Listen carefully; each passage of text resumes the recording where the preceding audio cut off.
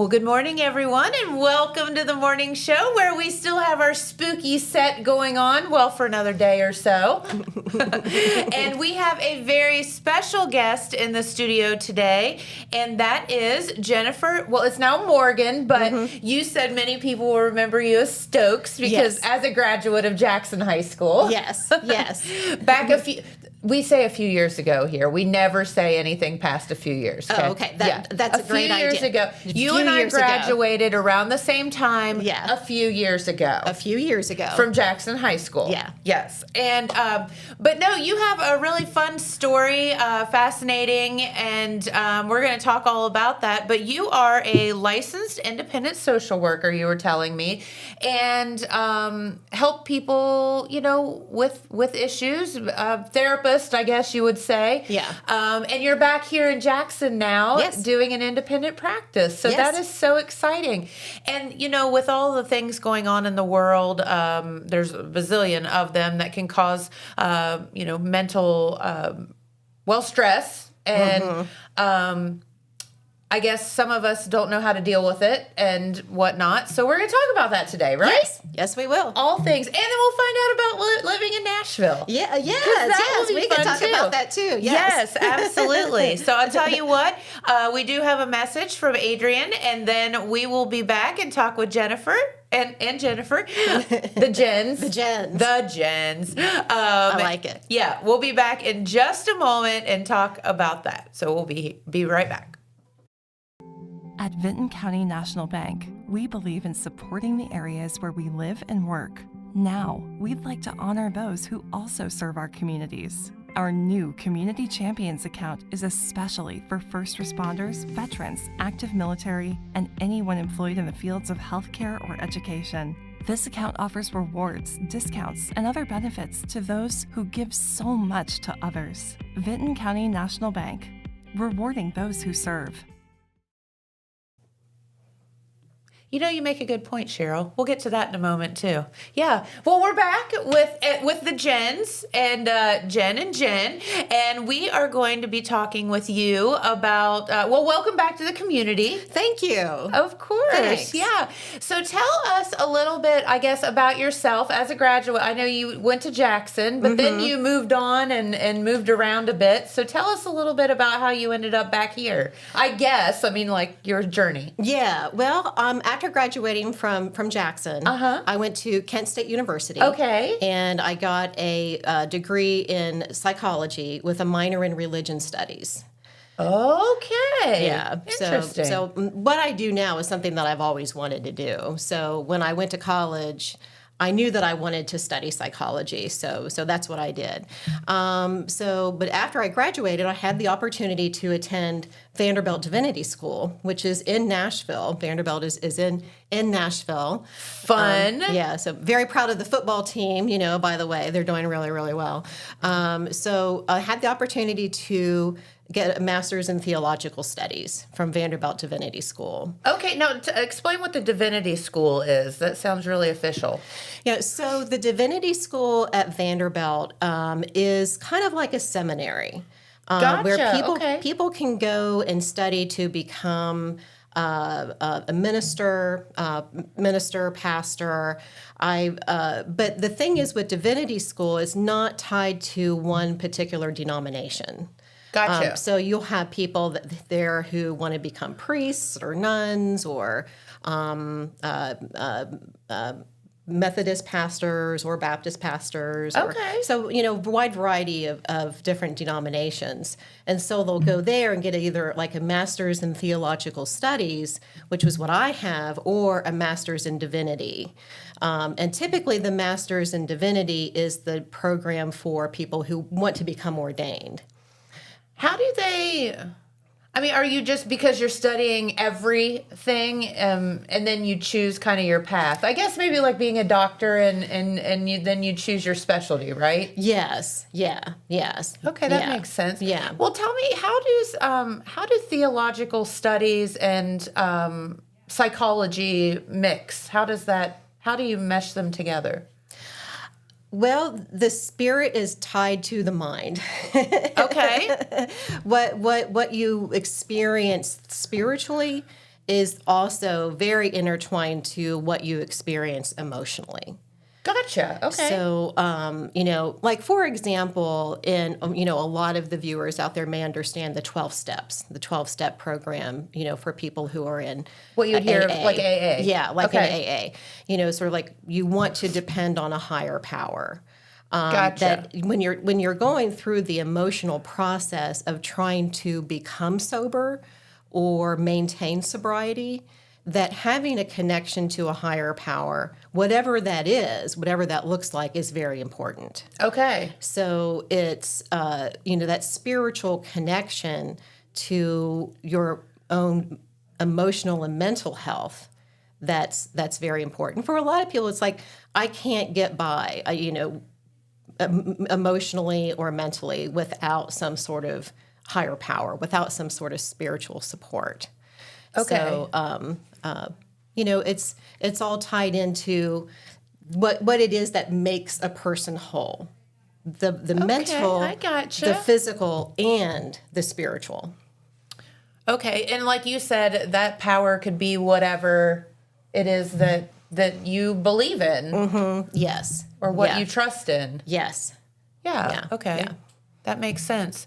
Okay, well, very good. So you went to college, and then you got your master's, and then and in Nashville. In Nashville. So how fun was that? It was a lot of fun. It's a lot of fun. I still go down there a few times a year to see family and friends, that are still down there. But yeah, being there, I went down in 1995, and then graduated from the Divinity School in 97. And my husband and I bought a house in East Nashville in 2000. Okay. And East Nashville was just very kind of inner city, kind of place. And over the years, it just really improved and got better. And awesome. It's kind of like the equivalent to German Village. Yeah. German or Victorian Village in Columbus. Yeah. So we bought an old house, fixed it up. And the real estate market just boomed. Boom, yeah. In Nashville, which a lot of people know, really started to boom about 10, 15 years ago. Sure. So, we got to experience Nashville before the big boom, and then after it too. How fun! Yeah. But there's always something to do. My brother-in-law is a singer and songwriter in Nashville, and surprise! Everybody kind of knows everybody else, and it's a great place for food, for restaurants. So, okay, so that's kind of my forte in owning a restaurant. And my husband follows several places in Nashville to kind of get ideas sometimes for specials and that kind of thing. What's the one? Something Sandwich Palace, Bill's or Hank's or something of that nature. He follows quite a bit. They have really cool sandwiches. Oh, okay. So, okay. If I said the name right, you'd probably know what I was talking about. But no, the food scene down there is incredible. Yeah, it's pretty amazing. Yeah, absolutely. Yeah. Bill's, thank you. Bill's Sandwich Palace. Okay. Yes, okay. Cheryl. Cheryl's looking it up. Have you heard of Prince's Hot Chicken? No. That's the original hot chicken place. Okay. Yeah. So the Nashville Hot Chicken. Yeah, the Nashville Hot Chicken was what originated at Prince's. That is Prince's awesome. Hot Chicken. Yeah, at their restaurant. And they're still there? I believe they're still there. Cool. Yeah, they may not be in the same location, but I think they're still there in Nashville. So neat. Yeah. It's like part of history. Americana history. Yeah. So I was laughing, or I was teasing you off the air. I said, oh, when you moved to Nashville, did you take your guitar? And you said, yeah, actually I did. Actually, I did. So how fun. And tell us about that, because you said you actually got to take some guitar lessons while you were there. Yeah, Nashville is full of so many great musicians and songwriters. And I can't even, it would just be overload. Yeah. The people that live down the street, or, the principal at my son's school, or it's like, oh, yeah, I've been doing music for years and years, and it's the common denominator between people. It is. Even though someone may, like the electrician that comes to your house, or the person that's working customer service at a store there in Nashville, it's like, well, that's their day job, but their night job is, they play music. Yeah, they play music. Exactly. So I had the opportunity to take guitar lessons from a guy who had done a lot of work there in Nashville and toured with Sixpence None the Richer. Yeah. And I took guitar lessons from him, and then his studio was across the street from the Bluebird Cafe. Yes. Yeah, which is a very, very famous listening bar. Not a bar, but a listening bar where people will go and play music. And awesome. a lot of the bigwigs in Nashville will go to the Bluebird to hear people play. And scout out the next big talent, huh? Exactly. Yes. Yeah. Well, very good. So do you still play the guitar? I try to every once in a while. Pick it up and have some fun with it? Yeah. Well, and you are a therapist kind of by trade, so certainly music is one of those things that can make us happy, or at least bring some peace to us, I feel like. So that makes sense. Yes. Yeah. Music is very therapeutic. It is. We had a young lady that, so my cousin, of whom we are like polar opposites, so we have the best time together because she is all creative. Everything creative that you could possibly think, and I am so not. So like when we get together, it's really fun because we just kind of bounce off each other. But she is an art therapy major. Oh. She lives out in Colorado now. But we also had a young lady that worked for us at Sixth Sense that is a music therapy major. Now she's moved on to Cincinnati and is working there. But I just think there's something to that, and it's really an incredible field. So very cool. Yeah, absolutely. Well, I'll tell you what. You are here, and you have, because I was asking you what you're doing, back in Jackson. You said you moved back during the pandemic. And crazy times. Yeah, a little bit crazy times. Yeah, and speaking of, mental health and issues and whatnot. But so when you moved back here, you kind of started your own private practice, correct? Yes, I did. Okay, and tell us a little bit about that. Well, I have my practice and I work out of my home, but I don't see people in my office. Okay. I pretty much just do all of my sessions over Zoom call. Okay. Yeah, so they're all virtual. I've thought about opening up my own office here in Jackson just so I can have the opportunity to see people face to face if they want to. Sure. Come and see me in my office rather than just do a Zoom call. More people might be more comfortable meeting their therapist face to face rather than doing a Zoom call. But I find that it works just as well therapeutically. It's very convenient, especially for a lot of folks who live way out in the country, and it might be hard to get into town. Yeah, listen, we're all busy. And if you can save that half hour or whatever from driving somewhere, and you can just be in the comfort of your home, talking about sometimes maybe uncomfortable things, that might help. Yes, actually, I can see where that would be a good thing. Yeah, it is. It is a good, very very convenient for a lot of people. I'm also licensed in West Virginia. Okay. So I see a lot of my folks virtually, in West Virginia, and a lot of them live way out in the country. Sure. And that makes sense. Being in West Virginia, there's not a whole lot of practitioners in West Virginia. where they're accessible to a lot of people. There's a few that are in like Charleston and Huntington, and those places and stuff. But the big cities. Yeah. But way out in the country, there's not a lot of therapists. So I get a lot of folks from West Virginia, and it works out very well for them. It's very convenient for them. That makes total sense. Now, when you were in Nashville, what did you do there? Same kind of thing? Well, I started out doing human resources. So I was in human resources for about 10 years. Okay. And then I went back and got my master's in social work from the University of Tennessee. Gotcha. So they had a satellite branch there in Nashville, and so I got my master's from there. And then after I graduated, I started working at Middle Tennessee Mental Health Institute, which is the main state hospital there in Nashville. Gotcha. And I was there for about 5 years. Okay. Yeah. And just saw patients there? Mm-hmm. Yes. Okay. Yeah. Which gets you back to what you kind of originally wanted to do, correct? Mm-hmm. Yes. Yeah. Interesting. Okay. Yeah. Very good. So if somebody, so who is a candidate to be one of your patients, I guess? Who do you see or talk to? I mostly see people who are having issues with anxiety or depression. Yeah.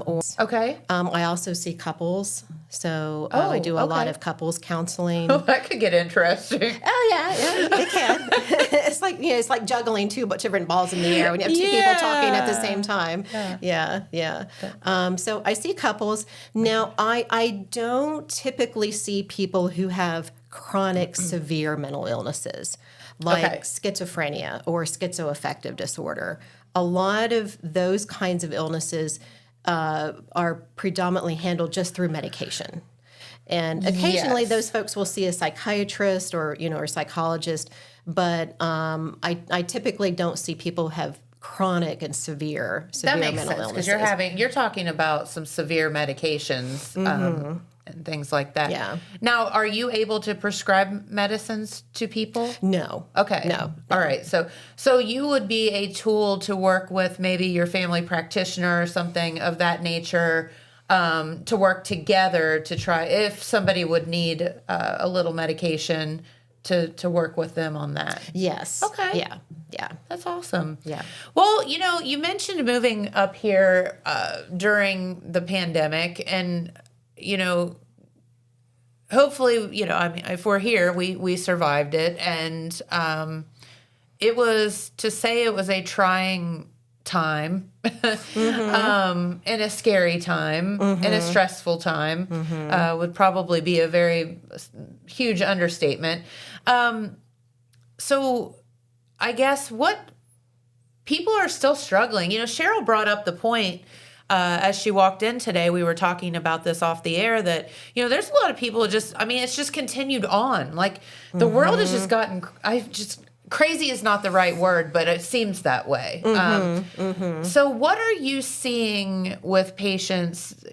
Are they still struggling from pandemic issues, or are they still struggling with, what are they struggling with the most? I think that they're struggling with isolation. Being too isolated. Okay. Not really being out and being amongst people, the way they should. I'm experiencing now in my practice where a lot of people who were working from home for a long time are now being called back into the office. That would be a huge transition. Yeah, it is. For a lot of folks, it is a transition. Yeah. And for a lot of folks, it's stressful because they liked working from home. It was very, very convenient. But at the same time, it's kind of like, it's a plus and a minus, because you're working from home and it's convenient, but at the same time, you're kind of isolated from everybody else. Sure. So, and for a lot of folks who are very kind of type A and outgoing and very social, the pandemic was really tough. It was really tough on them. Yeah. And working from home, was tough. But for a lot of people who are more type B or introverted, They loved it. It's like, oh, great! I can just stay inside. This is great. Yeah, I don't is wonderful. have to talk to anybody. Yeah, I don't have to talk to anybody or do anything. And so they managed just fine. But for a lot of people, especially if they've had history of substance abuse issues. Like drug abuse went way up, alcoholism went way up. I mean, people didn't even drink wine and whatever were drinking wine, and it was just a whole thing. Yeah, I mean, they made a joke in Ohio because our governor is DeWine. Like, you would have wine at 2:00 with DeWine because he gave an update every day, and people were like getting their wine and like doing wine with DeWine, and I'm like, oh, okay. I never would have thought of that, but awesome. Yeah. I mean, let's make a party out of it. Yeah. Well, I tell you what, too. When my husband and I were still living in Nashville, we were getting takeout all the time because you couldn't go to the restaurants and eat. So we were getting takeout, and it was the first time where you could actually order alcohol with your takeout. Yes. Yeah. Yeah. And it's and when I saw that, it's like, it's wild. I thought, oh man. As a therapist, I was like, oh no, this isn't good. This isn't good. No. It's like, don't order wine with your pizza. It's not good. Oh, maybe it makes it taste better. I don't know. No, and I agree with you. I mean, I guess as somebody being in the restaurant business, looking at it from the other side, there were some things out of the pandemic like that, that made our lives a little bit easier and made getting people what they want a little bit easier, whether it be just online ordering or whatever, not even necessarily wine, but like just in general, technology was forced to advance really quickly for us to enable people to do all the online ordering and carry out all the time and all of that. But I have found, as a restaurant person, that I don't think that dine-in has ever recovered from COVID. I agree. Our carry-out and DoorDash is off the chain. It's unbelievable. And I just think that people got used to eating at home, and they're okay with it. I have people that come in that I haven't seen in a couple of years, and they're like, "Oh, we haven't been out since this is our first time out since the pandemic." And I'm like, "Wow!" And they're just scared, and I get it. Like it was a scary time. Yes, so, it was. Enough about restaurants and whatnot, but let's talk about as people were scared through the pandemic and all that, and I know that you saw that. What are the things that trigger? Is depression and anxiety triggered by something, or is it just something that's within you that you need to learn to cope with? Yes and yes. Okay. Yeah. Yes and yes. Now, a lot of times depression and anxiety is triggered by some sort of past experience. Okay. And a lot of that has to do with how we were raised. So if we're raised in an environment that was less than nurturing. Now, a lot of people unfortunately grow up in environments where there's abuse or neglect in the home. Yes. And that can cause major problems later in life, not only mental issues, but also physical and medical issues as well. Okay. So, there's a study that was done years and years ago in California by Kaiser Permanente. And what they have found was a lot of their patients that were coming into the doctor's office who had high blood pressure, had weight issues, or were anxious or depressed, and had a combination of a lot of issues. They had found that a lot of those people had adverse childhood experiences. So they grew up in a home where there was maybe some abuse or neglect, or parents divorced, or there was some sort of trauma that happened. Good grief. If you had to say that divorce would be one, then everyone would be depressed, I feel like, Yeah. Good grief. Yeah, that's a whole thing in itself. Yeah. So that is where depression and anxiety is tied to some sort of experience. And, it doesn't always mean that happens in childhood. It could also, maybe an adverse experience that happens in your teenage years, or maybe something that happens in your adult years. Okay. Where it's sort of like, oh, all of a sudden my husband left me, or I'm not getting along with my kids. I keep fighting with my kids, and I'm getting really anxious and depressed about it. So usually it's a certain kind of event that triggers a certain kind of emotion. So that is where depression and anxiety are tied to some sort of stressful event. Okay. But you also hear that it's a chemical imbalance. Mm-hmm. Yes. So is that a thing too? Yes, and that is a thing too. And what we're finding is that a lot of people who had parents with bipolar disorder, or had substance abuse issues, or had anxiety or depression in some form, a lot of times that is hereditary. Okay. It can be. A lot of time that is hereditary. Genetics does play a big part. Gotcha. In mental health and how those symptoms present themselves.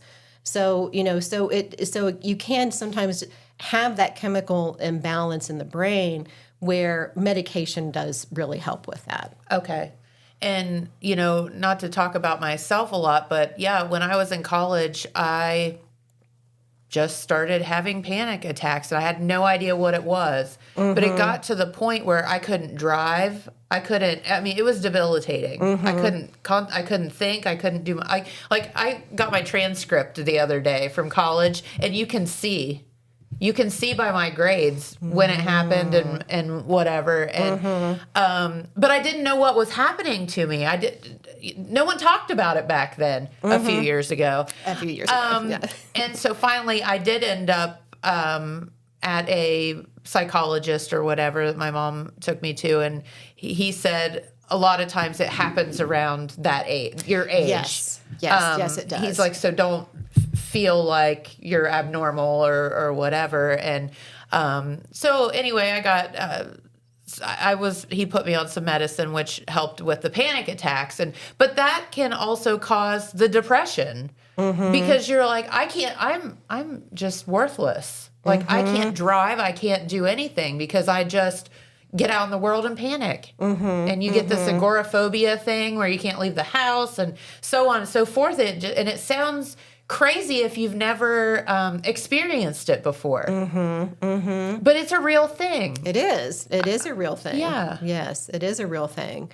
And I'm sure you see it or hear about it. Oh, yes. Yeah. So don't feel like you're alone because you do feel like you feel very alone. Yes. Yeah. Because you're telling your friends about it and they're like, pfft, like, are you making this up? Like, this can't be a thing. What's wrong with you? Yeah.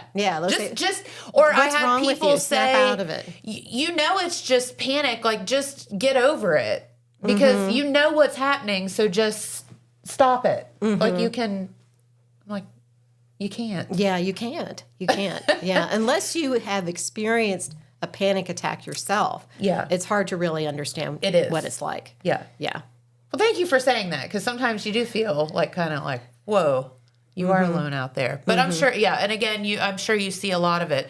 So other than medication, and, Cheryl, we were talking off the air about that, there are things that trigger, obviously, depression or anxiety or whatever. And, I would think some of the most stressful things in the world are coming up, which is the holidays. And we're also going through this government shutdown where, as our guest yesterday said, there's over $1 million in Jackson County of assistance not going to come to people here through the food stamp program and all of that. And I mean, $1 million in our county.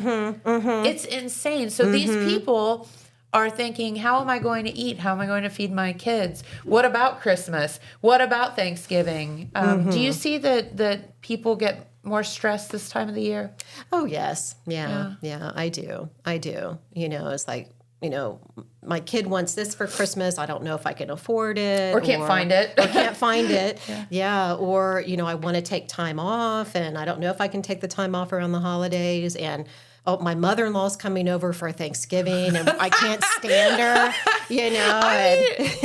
all of the things. Yes. And everybody is different and we all have different things that trigger and stress us out. But yes. all of that can happen to you. Oh, yeah. Yes. And a lot of what I see with the population that I work with, I don't work with kids. I mostly just work with adults. Okay. And a lot of folks that I work with are working professionals or stay-at-home moms and a lot of people that I see really complain about other family members, that it's really, really hard to go about the holidays when mother-in-law, father-in-law, or sister, brother, someone's coming over and, and especially now with all the political differences and stuff like that, that's don't really talk tough. about religion or politics at the table. Exactly. Yes, that is true. Don't. That is stop. true. Just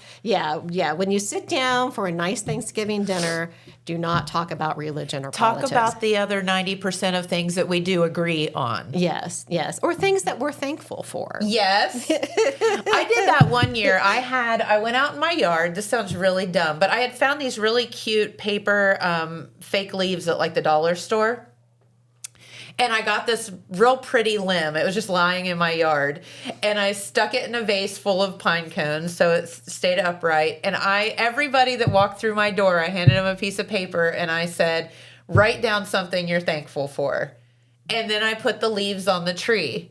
And they crafty. I know, and I'm so Very not crafty at all. I told you I'm not creative at all. But then, like after we ate, I made them all say what they were thankful for, like what they put on their leaf and whatever. And it was actually really cool. And I kept it in my house for a little bit. I got to look at it after everybody left. And so that's something that you could do to make yourself feel better. Yes. Yeah. I think that's a great idea. Yeah. Yeah.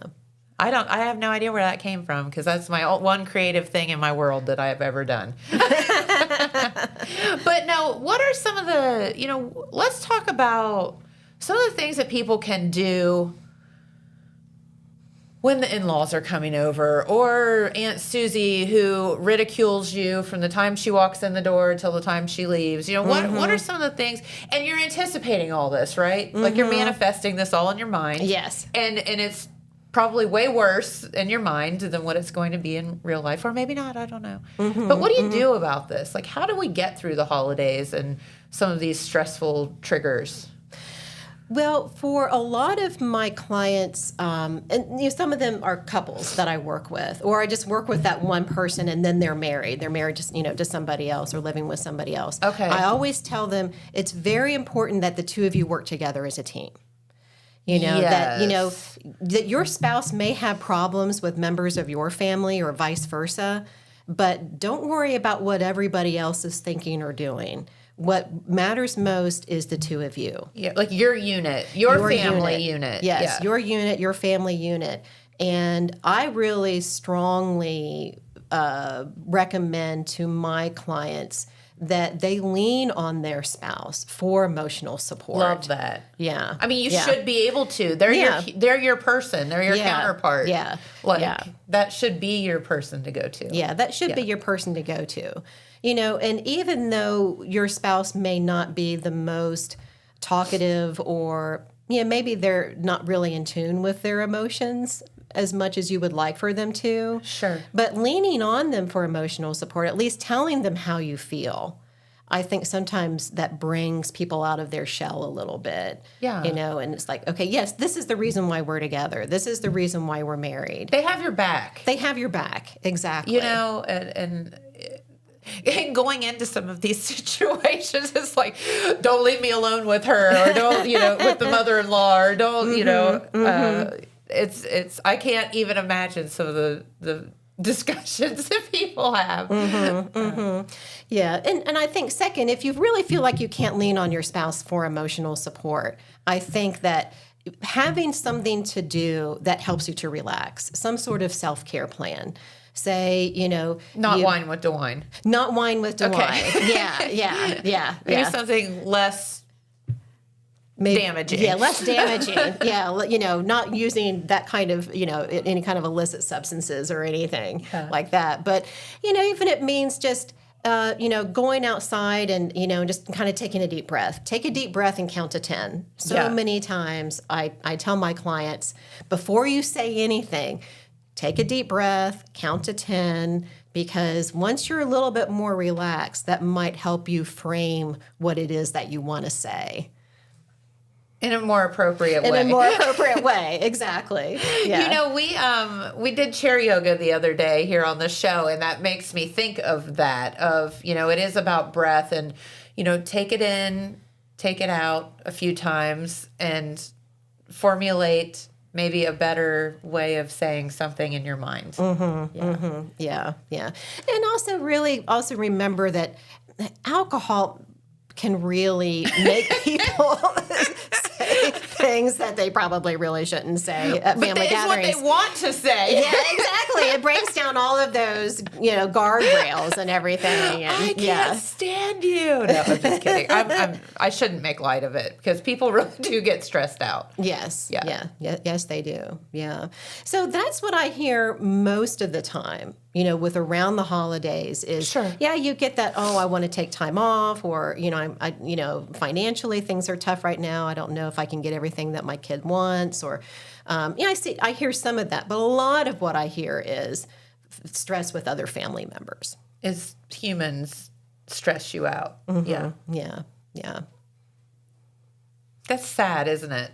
Mm-hmm. Because again, we all, for the most part, unless you talk about politics or religion, we all mostly agree on things. Yes. We all love, our families and our dogs and our kids and want the best for, your friends and loved ones and whatever. That's the things we should be focusing on. Yeah. And what we're thankful for. Yes, exactly. Yeah. Exactly. For sure.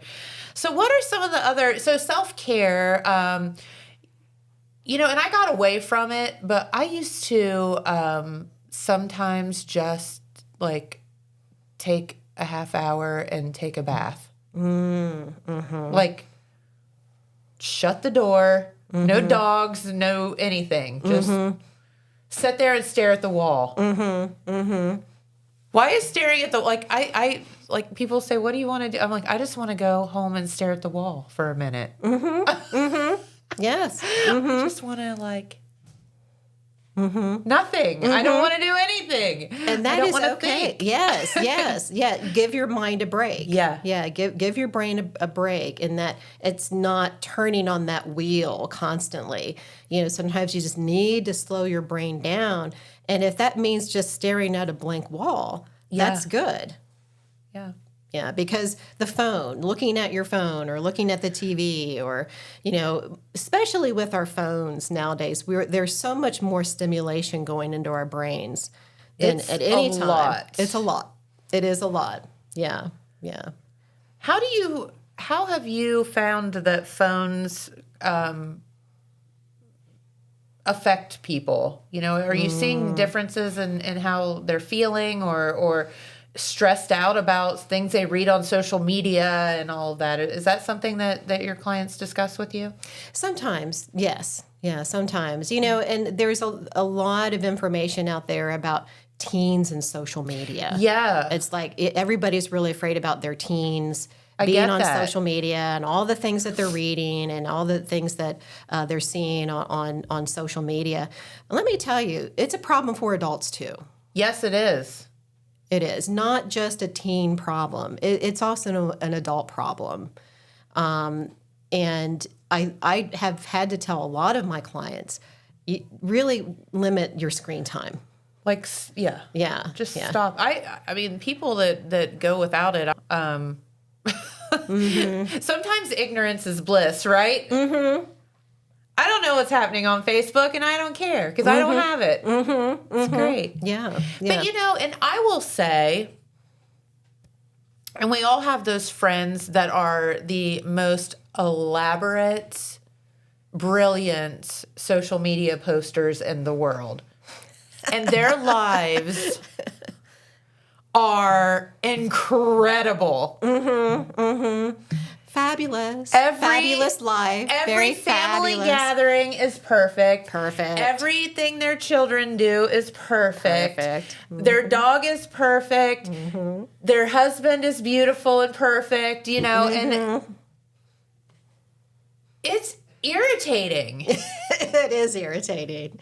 Yes. Because it's bull. Yes. Yeah. I mean, I'm sorry, but nobody's perfect. Now, are you the best social media poster in the world? Yes. But I'm reading through your crap. Sorry. Yeah. Well, and here's the thing that we don't understand about social media is that when someone posts something like that, you're only getting a small fraction of what's really going on in their life. Correct. It makes you wonder why they're doing that. That's where my mind goes instead of, and I'm happy for people. I am. I'm like, oh my gosh, I'm so glad your kids are great. And, and your family is beautiful. And I love all of that part of it. But you just wonder, and there's nothing wrong with it if that's your jam. Do it. Yeah. But and so you see the post like so and so got engaged or so and so kid graduated from college, and you see all these. It's like oh, that's great. I feel really happy for them. Yes. But at the same time, you're still disconnected because you're still alone reading these posts, and there's, like I said, there's something powerful about that physical connection when you're sitting with someone face to face, and they're telling you about what's going on in their lives. That's all well and good, but typically, how that's going to make you feel is it's going to make you feel good. It's going to make you feel better because you have that physical interface. Well, and I feel like there's just an energy that you can't explain between people. You just feel it. Yes. Yeah. Which sounds crazy, but and when you're reading posts on Facebook or Instagram or something like that, you're only really getting a fraction of what's really going on. You're only getting what's very surface level. You're not really getting all of the information. That makes sense. Yeah. And so you get a sense that all of this that you see, it's not necessarily true. And it's hard to tell what is true or not. And for a lot of people, it can make them feel more disconnected. See, and I guess that was where I was going with it. You go to your family's Christmas or your family's Thanksgiving, and then you get home and you're looking at everyone, all these, elaborate posters, because we all have them, the friends that are just amazing at doing that. And it just looks like a fantasy, a perfect everything. And you're like, oh, I don't think I felt that way. Or that I didn't really experience that. But I don't think that that's abnormal. I think that. Yeah.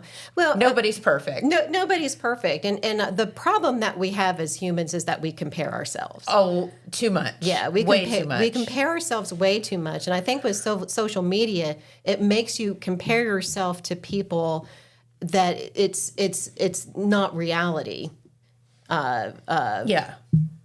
It's not, how do I explain it?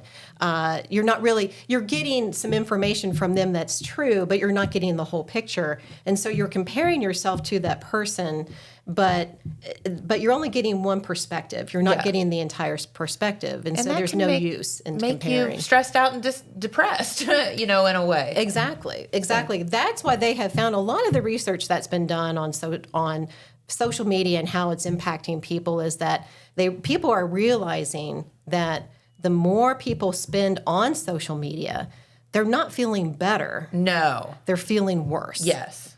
I could see that. Yeah. Totally. Even though they may see a post that's positive, what they're finding now is that people are seeing a post that's positive, and then the person has a positive reaction.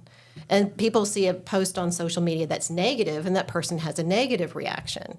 But say 5-10 minutes later, what they're finding out is a lot of people, they still feel worse, whether it's a negative post or a positive post. In the end, you still feel worse. Okay. It's kind of like eating sugar. Sugar is very addictive. Let me tell you, I stopped eating sugar several years ago. And it was so hard. And you don't think sugar is addictive. It is extremely addictive. It is. So it yes, is. I get. And now if I eat sugar, I get instantly sick. Like, yeah, it's sort of and social media, that's what it does. It's like eating sugar, and it kind of gives you that immediate kind of rush. But then what happens 10, 15 minutes later, it drops you down to where you're feeling even worse. Yeah. So what they're finding is that social media does the same thing. Okay. I could totally see that. That I could totally see. And, I do feel, listen, being a teenager is very, very hard. And there are no human beings crueler than middle school girls. They are evil. They're just evil. Just lock them up. I mean, I'm just going to say, I have often said that, like, put them all on an island somewhere, whichever ones make it out alive can come back. They're just, I don't know why it is. They vie for queen bee status, and it is what it is, but I can't. So I remember being in middle school and going through the bullying and all of that stuff. I can't even imagine doing it and then having social media on top of it.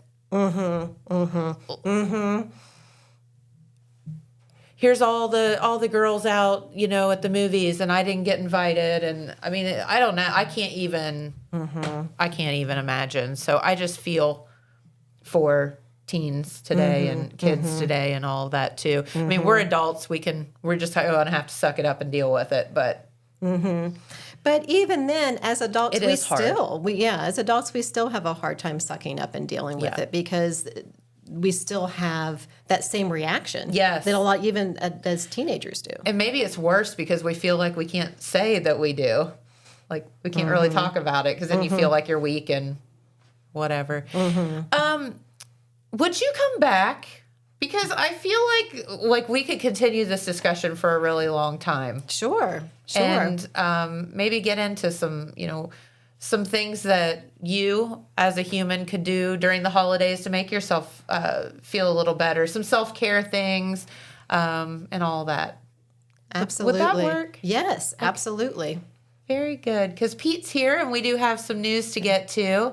But I think that what you have to say and your perspective on things would be very welcome for our viewers, especially this time of the year. Yes. Yeah, that would be great. Very good. Well, I'll tell you what, Jennifer Morgan, previously Stokes, welcome back to the community. Thank you. We're so happy to have you here. And Thanks. if somebody is interested maybe in a session with you, or just reaching out to you to find out whether it would be a good fit, how do they get a hold of you?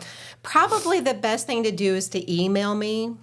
It's jenjomore@gmail.com. Okay. So GINJOMOR@gmail.com. Okay. That's probably the best way to reach me. Alrighty. And you can talk and find out whether it's a good fit. Yeah. That'd be great. Okay. Well, come back and see us soon. Thanks. Will do. Okay. Will do. Very cool. All right. Well, I'll tell you what, we do have a message or so, and then we'll be back with Pete Wilson and find out what's going on in the news.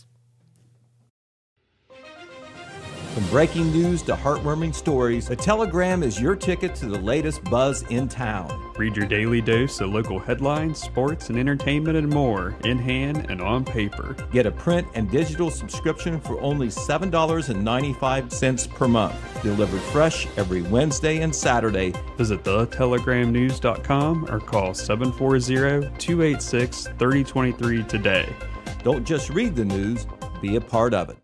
Did you know Jackson is home to a locally owned and operated full-service print shop? Zip Printing covers all your print, signage, and design needs. From business cards, booklets, and posters to yard signs, banners, screen-printed t-shirts, oversized signage, and more. We can help you or your business advertise and look good doing it. Zip Printing also offers logo design. Allow us to assist you in building or elevating your brand today. Zip Printing is located in the Stockmeister Plaza at 708 East Main Street in Jackson, Ohio. So stop in or give us a call at 740-286-3023.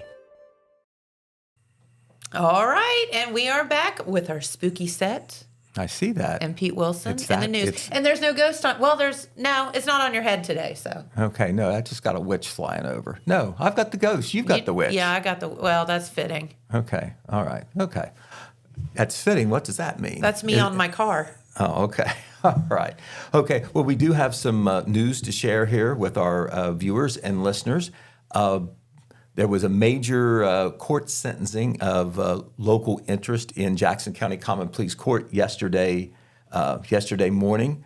It was the sentencing for Lisa Frisbee, age 46 of Wellston. Okay. She was the defendant in that case where she allegedly stole money as the treasurer for the former Big W Club in Wellston. That is I that is remember the that. former. It's no longer existing. The former football boosters club certainly supports the football program in the school, but not a school program. Okay, Yeah. it was a private support club, and she was convicted in a jury trial earlier this year, and this was the sentencing before Judge Christopher Reagan yesterday morning. And we will, of course, have a full report in the Telegram. We're working on that now.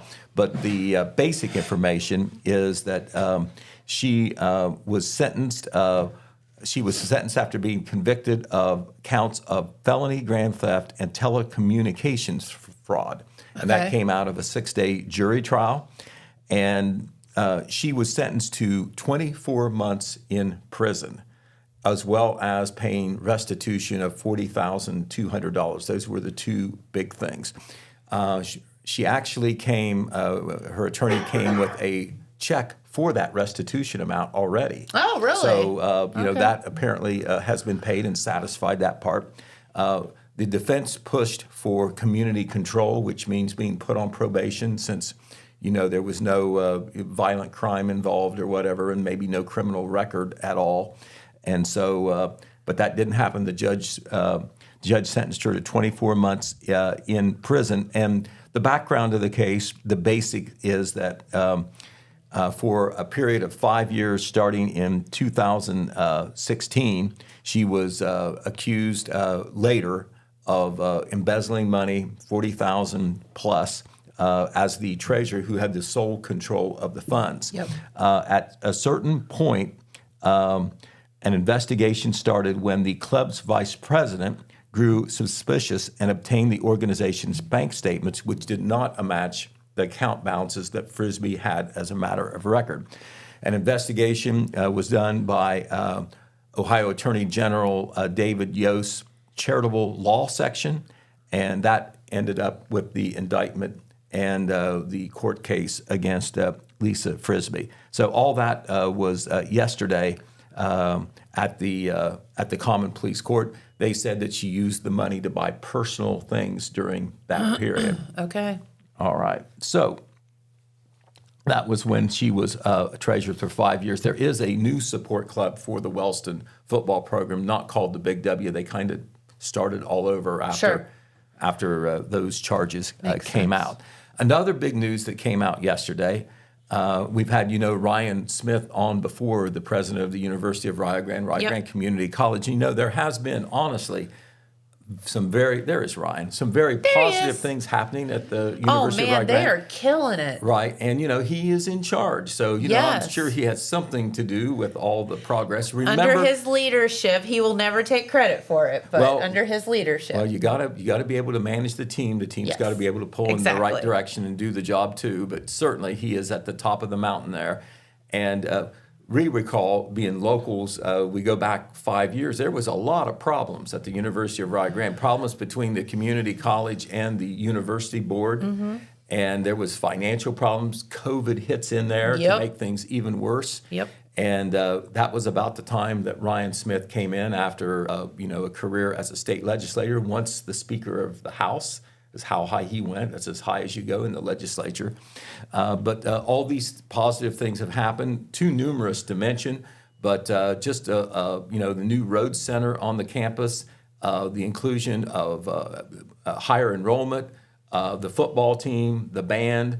1/3 of the students, I'm told now, are involved in extracurricular activities. That is a quality of life thing. That is awesome. That is a recruitment tool for the university. And so he's thinking of all these things. In addition to the Rhodes Student Center on campus, which is a beautiful building, you've got a new center in Pike County, and you will have the new MacArthur Center in Vinton County that is, well on the way to being built, and that should be open early next year. Super exciting. So congratulations to Ryan Smith. Both boards, the Community College Board and the University Board of Trustees, were in concert on this. They have given him a new 5-year contract, or extended his contract by another 5 years. And usually that's the most that you're going to get, unless they give you a lifetime deal. Yep. So anyway. That's pretty darn good. Anyway, congratulations to Ryan Smith and everybody that has had anything to do with the success story that he has led down there. And it's just not one thing, it is many things. Yep.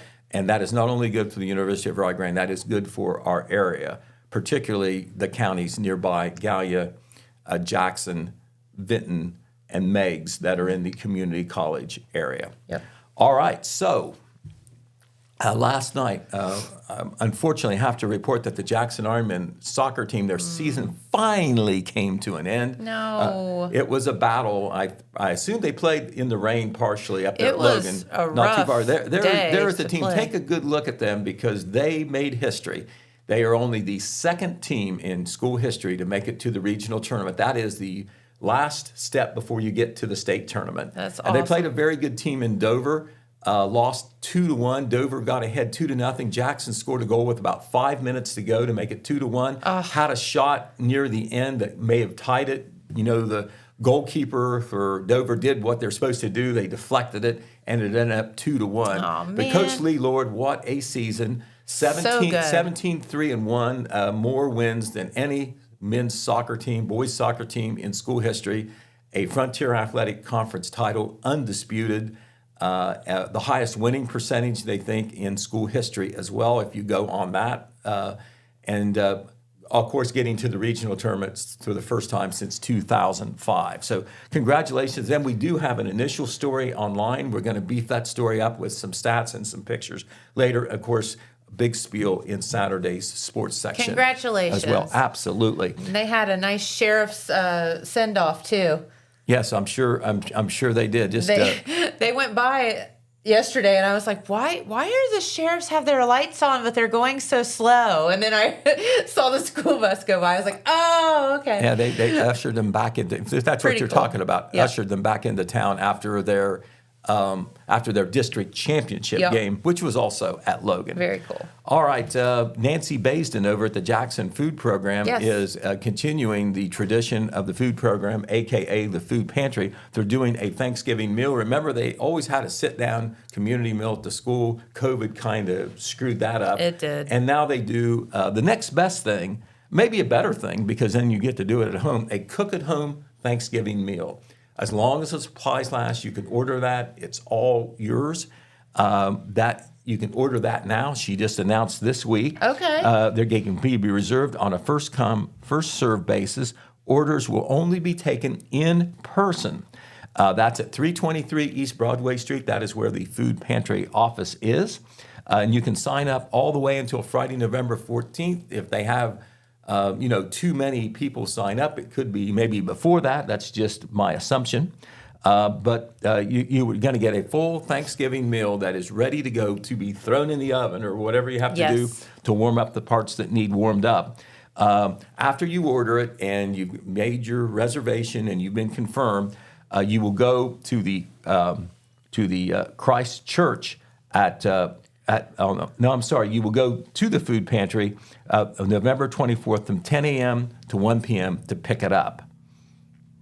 The food program, by the way, still is in need of donations. You know, this stuff doesn't fall out of the trees. Absolutely. They can't get everything donated, from the food banks anymore.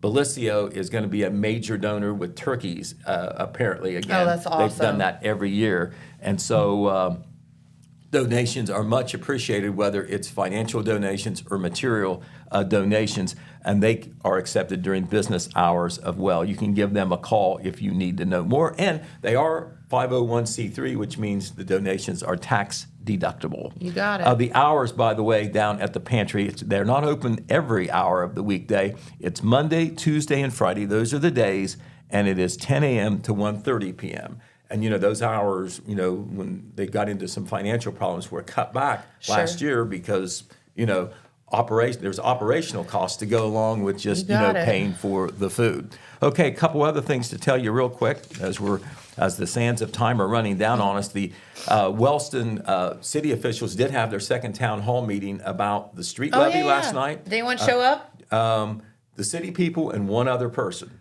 So, they asked a couple questions. That person there apparently was seeking information, not positive or negative necessarily, but at least they had one there.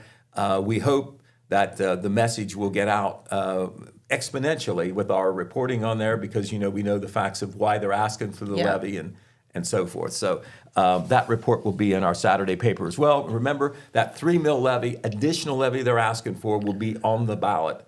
Is on the ballot now, and of course will be on the ballot there when people go to the polls on Election Day.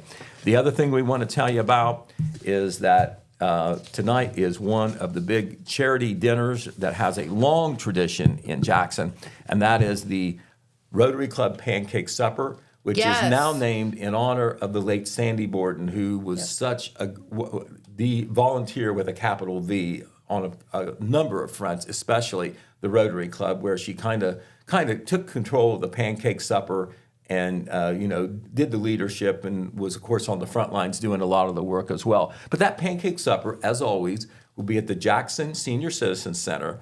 It will be this afternoon, starting at 4, and we'll go until 7. All the pancakes and sausage you can eat, milk, coffee, all that will be available for just $5, $3 for children. And I know that they are very good about coming around for seconds, thirds. You can eat. You got it. It's all you can eat, man. To your heart's content. That's right. Proceeds from the event, the Rotary Club always pushes those through to the Senior Citizens Program. And the Senior Citizens Program, the county program, is based at the Jackson Senior Citizens Center, but I believe the proceeds will go to support the senior citizens in general. So you're talking about the whole county there. We do have centers in both Wellston and Oak Hill as well. Very good. There you go, Jennifer. Yep. And I think that some of those more enterprising Rotarians may be in costumes tonight. Oh, yeah, you never know. I think so. All right. Well, Pete, thank you so much. And we will be back tomorrow. It is Halloween, so we have a special program planned for you, I do believe. Adrian says yes. You're not going to scare me, are you? No. He says no. You're my witness. Okay, well, just if there's a green curtain here on the side. If somebody jumps out from behind that thing, I'm going to... They would have to be very thin, yes. They would. I don't know. Check the wall and see if there's one of those invisible walls there, that I know, right? Where you press it and it opens, like it does in the horror movies. Move the book and maybe a spider or two. Ooh. All right. Well, I'll tell you what, we will have some fun tomorrow on our Halloween program, and we'll be back again with Pete and some news as well. Are you going to dress up? Not greatly, all right? Okay. Not greatly. I may come with a thing or two. We'll see what's in the closet. We'll see. All right. Well, have a great day, everyone. Thank you so much for tuning in, and we'll be right back here tomorrow. Bye-bye.